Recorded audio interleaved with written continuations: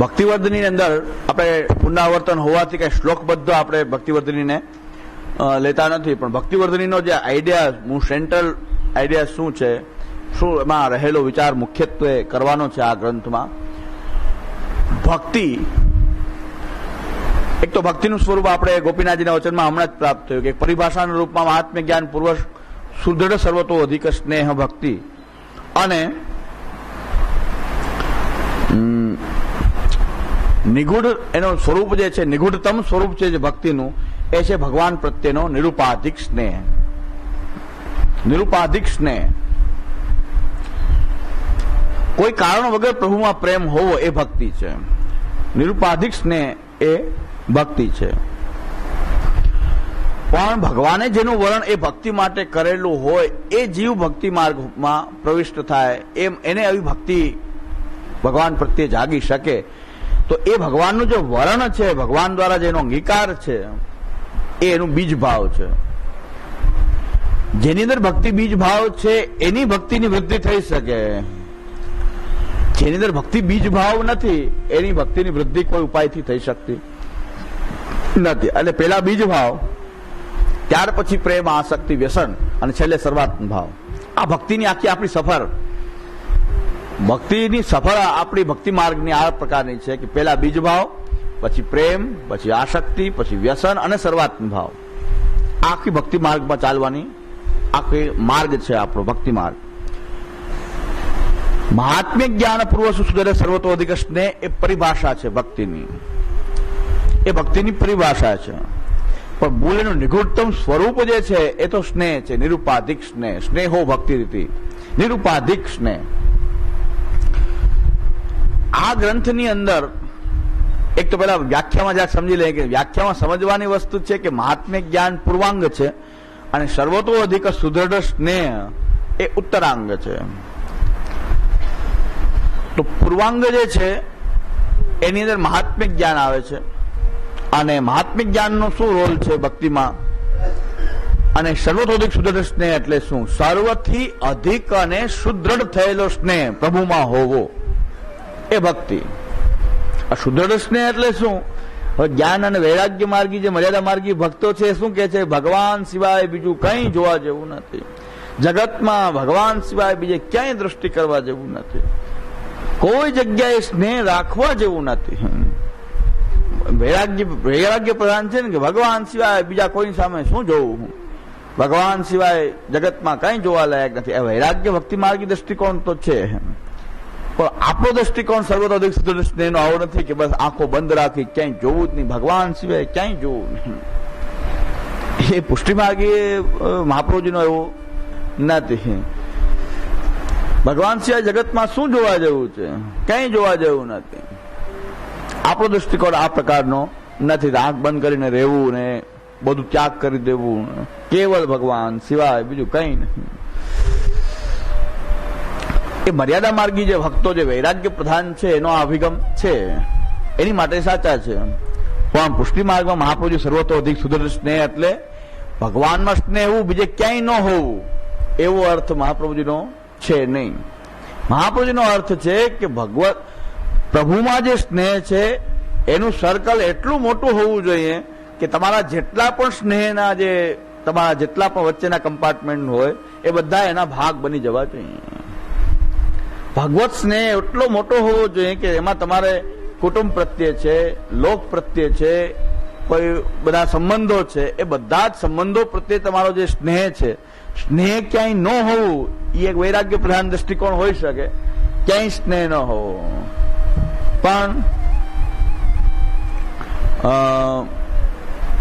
ક્યાંય સ્નેહ ન હોવો એવું મહાપ્રભુજી નથી આજ્ઞા કરતા.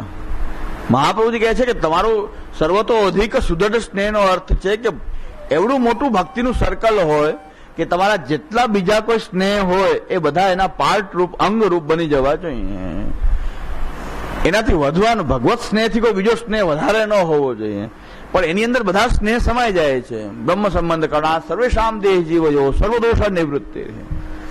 કેમ ક્યાંય જોવા જેવું નથી? બધી જ ભગવત લીલા રૂપ છે. આ જગત પણ ભગવત લીલા રૂપ છે. શું કામ જોવા જેવું નથી? પણ ભગવત લીલા રૂપ છે. લીલા રૂપથી જોઈ શકાય છે. એટલે વૈરાગ્ય પ્રધાન જે છે આંખે બંધ રાખે, આંખ પણ જે ક્યાંય જોવા જેવું નથી, એનો વૈરાગ્ય પ્રધાન દ્રષ્ટિકોણ છે.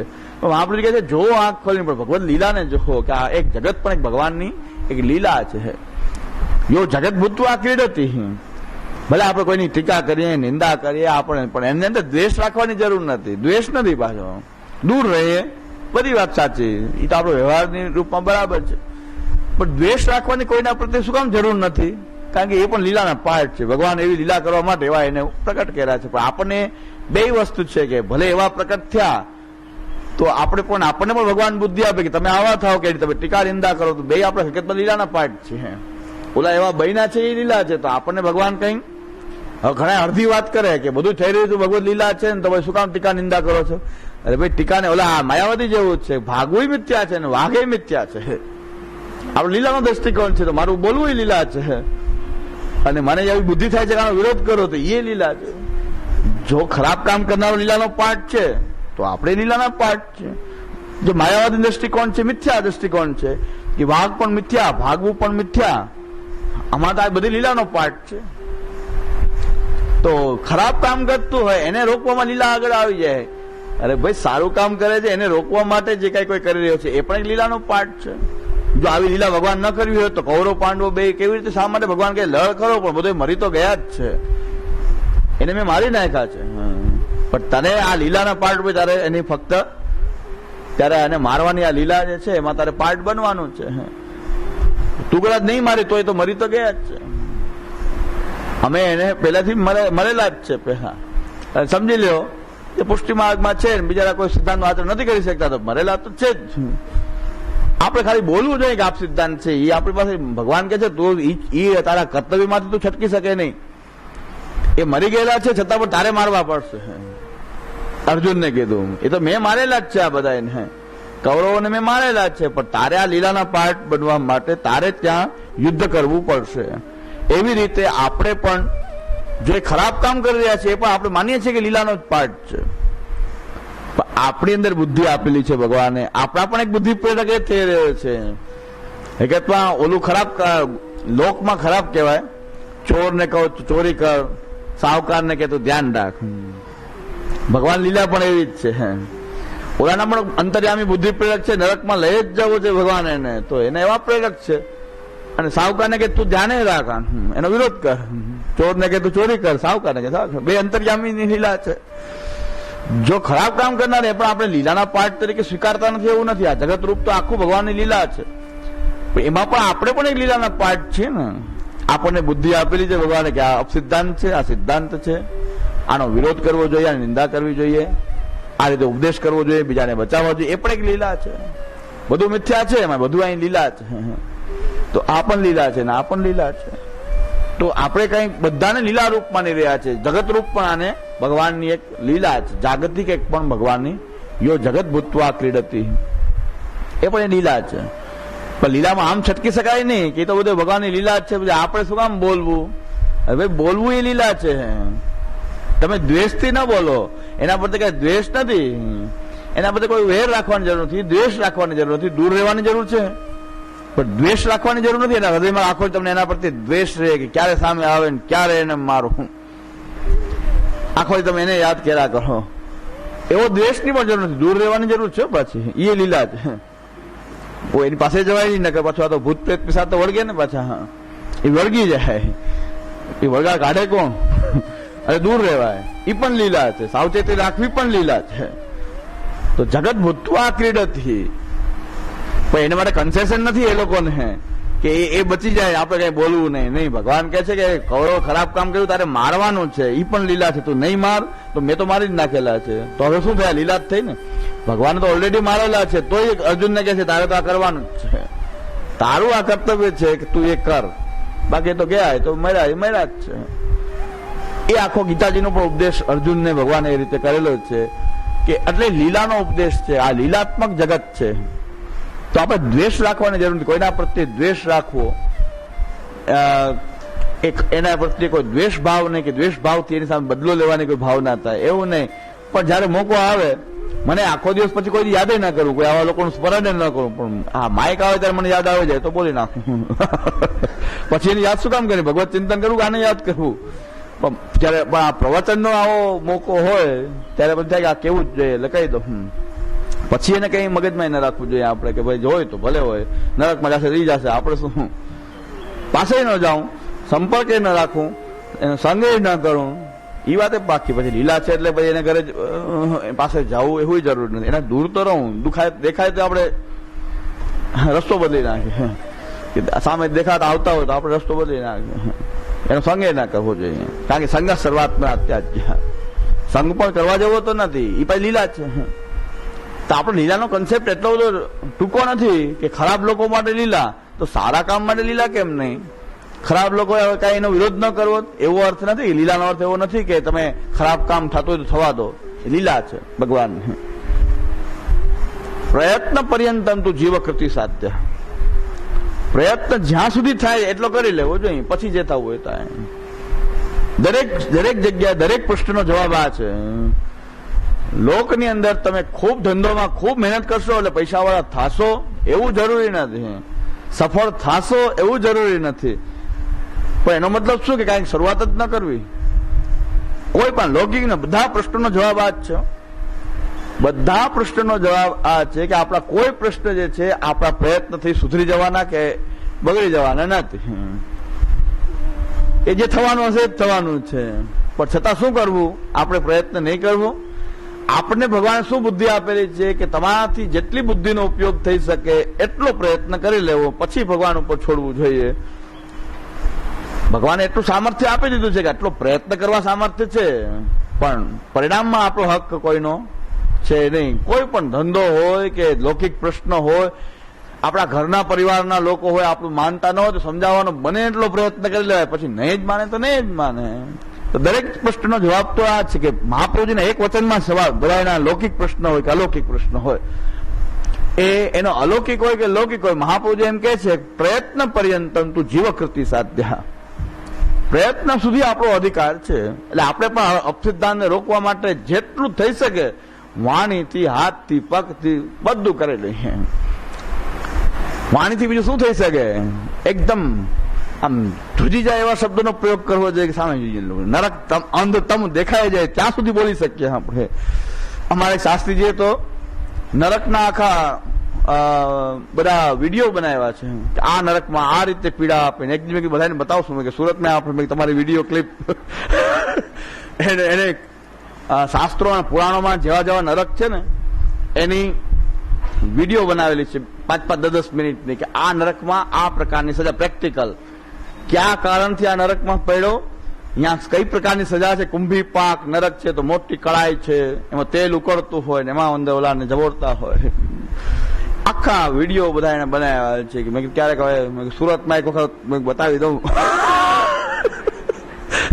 કે ગુસાઈજી કે અંતતમ તો પ્રેક્ટિકલ કેવું હોય કે મેં બધા ગરુડ પુરાણમાંથી એમાંથી સંગ્રહ કરીને બધા વિડીયો ફોટા સહિત ઓડિયો વિઝ્યુઅલ કે અહીં પ્રાપ્તિ થાય, અહીં પ્રાપ્તિ થાય, આવા જે શું કામ કર્યું હોય તો અહીંયા આમ થાય, જમદૂતો કેવી ત્રાસ આપે એ બધું એને બનાવ્યું. શાસ્ત્રીજી કહેતા, મેં કીધું હવે એક વખત સુરતમાં આ વખતે ન લાવી શકે ને એના લઈ આવત તો પેન ડ્રાઈવમાં લઈ આવે ચાલે. પછી આપણે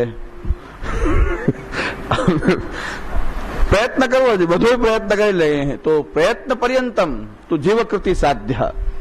પછી આપણો કઈ સુધરી જ જાય કે એવું કઈ આપણો કઈ હેતુ નથી. કોઈ સુધરશે કે નહીં સુધરે, ઠાકોરજી અંધતમમાં પહોંચાડવો હશે તો પહોંચાડે, આપણે પ્રયત્ન પૂરેપૂરો કરી લેવો જોઈએ.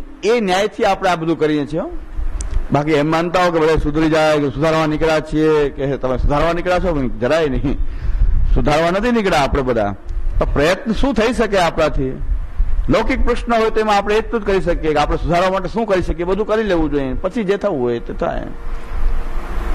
એટલે કોઈને હાર્ટ એટેક આવ્યો હોય તો આપણે એમ કે ઠાકોર જીવાડો તો જીવાડશે, મારો હોય તો મારશે, પણ ડોક્ટર સુધી લઈ જવો જોઈએ, છેલ્લે સુધી જે કંઈ થતું તો કરવું જોઈએ કે ના કરવું જોઈએ?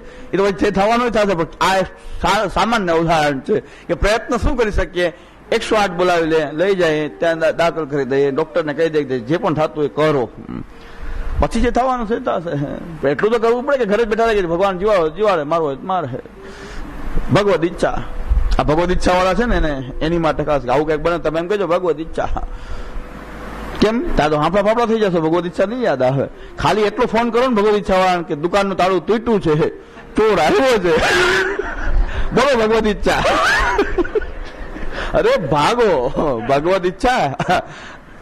ખાલી એટલું કે દુકાનનું રાતના 2 વાગે ફોન કરો, તાળું તૂટ્યું, ચોર અંદર બેઠા છે, જો ન આવે તો સાચા ભગવદ ઈચ્છાવાદી કહેવાય. હાફડા ફાફડા થઈ જાય તાળું, દુકાનનું તાળું તૂટ્યું છે, ભગવદ ઈચ્છા. મને કેવા ઘણા કહે કે ભાઈ આ તો ભગવાનની ઈચ્છાથી થાય છે ને, અપસિદ્ધાંત ભગવાનની ઈચ્છાથી થાય છે. સાચી વાત છે. એકવાર ટ્રાય કરવી છે કેટલી નિષ્ઠા છે ભગવદ ઈચ્છામાં, કે દુકાનનું તાળું તૂટ્યું છે, ખાલી 2 વાગે એટલે સમાચાર મળે તો પણ કઈ પ્રયત્ન કઈ નહીં કરે કે ખાલી બેસી રહેશે, ભગવદ ઈચ્છા લઈ જાવ છો લઈ જાય, રેવું હોય તો રે. આપણે તો ભગવદ ઈચ્છા, કોઈ ન બોલી શકે એવું ભગવદ ઈચ્છા વાદ એવું આપણે ચાલે નહીં. નિષ્ઠા આપણી કોઈ પણ બોલીએ તો એમાં નિષ્ઠા હોવી જોઈએ. જે કઈ બોલો છો એનું તો પાલન કરો નિષ્ઠાપૂર્વક. કે તમે ભગવદ ઈચ્છાવાદને જો માનતા હો આ રીતે તો તમે દરેક વસ્તુમાં ભગવદ ઈચ્છાવાદને ચલાવો, જે થવું હશે તે થશે. પણ મહાપ્રભુજી એમ કહે છે કે પ્રયત્ન કરવા માટે ભગવાને બુદ્ધિ, આપણા ઇન્દ્રિયો, એનું સામર્થ્ય આપેલું છે, એનો પૂરેપૂરો ઉપયોગ કરીને અંતે ભગવદ ઈચ્છા નિયામક છે. આપણે પ્રયત્ન જ ન કરી પહેલેથી તો કેવી રીતે ભગવદ ઈચ્છાનો સિદ્ધાંત ચાલે? આ સિદ્ધાંત આ પ્રકારનો છે, વિવેકસ્તુ હરિ સર્વમ નિજે છાતક કરીષ્યતિ. એ વિવેક ધીરાશ્રયમાં પણ આપણે શીખ્યા છીએ. એટલે પૂરેપૂરા પ્રયત્ન કરવા જોઈએ, પછી તો ભગવાને એની અંદર બીજ ભાવ હશે તો ભક્તિ વૃદ્ધિ થાય. બાકી પ્રયત્ન કેવા હોવા જોઈએ એનું આપણું નિરૂપણ છે કે શું કરવું જોઈએ ભક્તિની. જો બીજ ભાવ સંપન્ન હોય તો પાછું આગળ થઈ શકે પ્રયત્ન, તો એની ભક્તિની વૃદ્ધિ થાય, અન્યથા ભક્તિની વૃદ્ધિ થઈ શકે નહીં. એટલે બીજ ભાવ, પ્રેમ, આસક્તિ, વ્યસન અને સર્વાત્મ ભાવ આખો ભક્તિવર્ધિની છે. સર્વોથી અધિક સુદૃઢ સ્નેહ કોને કહેવાય છે? કે ભગવાન સિવાય બીજે સ્નેહ ન હોવો એ સુદૃઢ સ્નેહની વ્યાખ્યા નહીં, પણ એવો સ્નેહ હોવો પ્રભુમાં કે બાકીના જેટલા પણ આપણે સ્નેહ કરતા હોઈએ, આપણે જે વસ્તુને, આપણે પુત્રને સ્નેહ કરીએ છીએ, પરિવારને સ્નેહ કરીએ છીએ, મિત્રને સ્નેહ કરીએ છીએ, ધંધાને, પૈસાને, બધાને સ્નેહ કરીએ છીએ, બધામાં મમત્વ છે આપણું. પણ એ ભગવત સેવાના, ભગવત પ્રેમના અંગ હોવા જોઈએ. મુખ્ય અંગી રૂપ ભગવત સ્નેહ, એને સર્વતો અધિક સુદૃઢ સ્નેહ કહેવાય. એ ભગવત સેવાનો અંગ બની જાય. એટલે એ આપણો ગદ્ય મંત્ર પણ આપણને એ શીખવાડે છે કે બધી વસ્તુનું સમર્પણ કરી દેવામાં આવે છે ઠાકોરજીને. હવે એને ભગવત સેવાના અંગ રૂપે એને જોવામાં આવે છે. તો એ સર્વથી અધિક સુદૃઢ એ સ્નેહ છે, એ ભક્તિ છે. હવે સુદૃઢ સર્વતોધિક સ્નેહ એ તો આત્માની અંદર રહેલો ભગવાને આ સ્થાપેલા બીજ ભાવ જે છે, એની અંદર રહેલી જે આપણા આત્મામાં જે ભાવ ભરેલો છે, બહુ ઊંડાણમાં રહેલો ભગવાન પ્રત્યેનો સ્નેહ છે, એને બહાર લાવવા માટે શું કરવું જોઈએ? આપણે એક પ્રયત્ન છે કે અંદર ભરેલો કોને કેટલો ભગવાનમાં સ્નેહ છે એ જ્યાં સુધી અંદર છે ત્યાં સુધી ખ્યાલ આવતો નથી. જેમ કે ભૂમિમાં જલ છે, ભૂમિની અંદર જલ છે તો અત્યારે કોઈ પણ પ્રકારના જલનો અનુભવ થતો નથી. આ જગ્યાએ જલ હોઈ શકે પણ ત્યાં કોઈ પણ પ્રકારના જલનો અનુભવ થતો નથી. અંદર તો છે, ભરેલો છે. તો એની પાસે ડ્રિલિંગ મશીન જોઈએ કે ડ્રિલિંગ મશીનથી જેટલું ઊંડાણ હશે ત્યાં સુધી પહોંચાય તો એ અંદર રહેલું પાણી બહાર આવે. એ કામ છે મહાત્મ્ય જ્ઞાન. શાસ્ત્રાનામ ઉપયોગો અત્ર તત્રાકાંક્ષા ગુરોર ભાવે. એ શાસ્ત્રોથી તમે ભક્તિને કઈ બીજભાવ નહીં હોય તો ભક્તિમાન કોઈને બનાવી દેશો નહીં. પણ એટલા ઊંડા જવા માટે કે અંદર રહેલો આત્મામાં ભરેલો જે પરમાત્માનો જે વરણનો ભાવ છે એ તો અંદર ભરેલો છે, તો ત્યાં સુધી કેમ પહોંચાય? એના માટે તમારે શાસ્ત્રોનો ઉપયોગ કરી ભગવાન મહાત્મ્યને દ્રઢ કરશું તો પ્રેમ. અને પછી કેવો બહાર નીકળે? જો 50-60 ફૂટે પાણી આવવાનું હોય, જે જગ્યાએ ફૂલ પાણી ભરેલું ત્યાં સુધી ડ્રિલિંગ મશીન ખાલી જાય, પાણી આવે ત્યારે તો એકદમ બહાર ક્યાં સુધી રોડ ઉપર પાણી ફેલે, એટલો ફોર્સ નીકળે. તો મહાત્મ્ય જ્ઞાન જો પુષ્ટિ બીજ ભાવ સંપન્ન ભગવાને એનું પુષ્ટિનું વરણ કરેલું હશે ભક્તિ માટે, તો ખાલી મહાત્મ્યથી આપણે તો ખાલી ટ્રાય કરવાની છે. મહાત્મ્ય જ્ઞાન એને જણાવવાનું છે ભાગવતથી, ગીતાજીથી, શાસ્ત્રોથી. એટલા ઊંડા સુધી પહોંચશે તો પછી તો કઈ શીખવાડવું પડશે નહીં. પછી તો સ્નેહનો એક ધોધ અંદરથી છૂટશે, જે ભગવાને જ મૂકેલો છે એની અંદર, એ બહાર આવી જશે. આટલો રોલ મહાત્મ્ય જ્ઞાનનો એ છે, એટલો રોલ ગુરુનો છે. પછી તો ગુરુની પણ જરૂર નથી, પછી તો એને ઠાકોરજીમાં એ પ્રવૃત્ત થઈ જશે. મહાપ્રભુજી એક જ વખત મળતા હતા વૈષ્ણવ એ સમયમાં. મહાપ્રભુજી દર્શન એકાદ વખત થતું હતું. આ ગુરુ પૂર્ણિમાએ ગુરુનું વંદન કરવું, પવિત્રા ધરવું ને દાનના દિવસોમાં જવું, એ ક્યાંય સિસ્ટમ દેખાતી નથી. 84-252 પવિત્રા ધરવાની સિસ્ટમ પણ દેખાતી નથી. વાર્તામાં ક્યાંય જોવા નથી મળતું કે મહાપ્રભુજીને વૈષ્ણવે પવિત્રા ધર્યા. કારણ કે એકાદ વખત મુલાકાત એકાદ વખત થતી હતી. મહાપ્રભુજીને બોધ કરીને કૃષ્ણ સેવામાં લગાડી દેતા હતા. પછી એ કૃષ્ણ સેવા એમની ઘરે આનંદથી કરતા. કારણ કે એ સમયમાં બીજી વાર મળવાનું પણ શક્ય હતું કે નહોતું. એના જીવન પર્યંતમાં એવી લાઈફસ્ટાઈલ એ પ્રકારની હતી. અને મહાપ્રભુજી પૃથ્વી પરિક્રમામાં બિરાજતા. હવે કદાચ એ વર્ષ દિવસ સુધી ચાલીને મહાપ્રભુજી પાસે તો મહાપ્રભુજી ત્યાં બિરાજતા ન હોય. તો મહાપ્રભુજી કહે છે કે મારું કાર્ય શું છે? કૃષ્ણ સેવામાં પ્રવૃત્ત કરાવવાનું છે. ઘરે જાઓ અને કૃષ્ણ સેવા કરો. તો એ બસ ઉપદેશથી જીવતા હતા. એ ઉપદેશથી જીવતા હતા અને આપણે પણ એ જ જીવવાનું છે. મહાપ્રભુજીના ઉપદેશથી જીવવાનું છે. એટલે મહાત્મિક જ્ઞાનનો રોલ એ છે. અહીં પણ કોઈ બેઠા છે, કોઈ ભક્તિમાન બનાવી શકાતા નથી કોઈને, પણ મહાત્મિક જ્ઞાન ભગવાનનું પ્રદર્શિત કરવું, જેની અંદર અંદર હશે. મગફળી છે, તલ છે, એની અંદર તેલ છે તો એને ઘાણીમાં પીલવાથી તેલ નીકળે. પણ જેની અંદર તેલ વાળો પદાર્થ નથી, જેમ કે રેતીને ગમે એટલો પીસો ઓઇલ મિલમાં, તેમાંથી તેલ ક્યારેય નીકળવાનું નથી. આ બીજ ભાવ છે. જે પુષ્ટિ બીજ ભાવ સંપન્ન છે તો એકદમ ભક્તિમાન એ ઝરણું બહાર નીકળશે, પાણીનું અંદર ભરેલું છે અને એ બહાર આવશે તો ભક્તિમાન થઈ જશે, ભક્તિની વૃદ્ધિ થશે, શરૂઆત ભાવ સુધી પહોંચી જશે. બાકી જે રેતી હશે એને ગમે એટલું એ ઓઇલ મિલના પ્લાન્ટમાં એ પીસો, એમાંથી તેલ નીકળે નહીં. મગફળી હોય તેલ દેખાતું નથી, પણ જયારે બરાબર પ્રયત્ન થશે, પીલાશે, તેમાંથી તેલ પ્રાપ્ત થશે.